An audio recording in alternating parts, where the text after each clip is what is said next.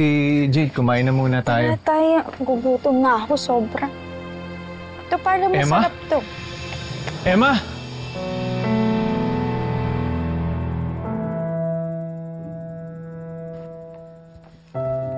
Si Emma, nakita ko! Anak! Wala naman po si nanay eh.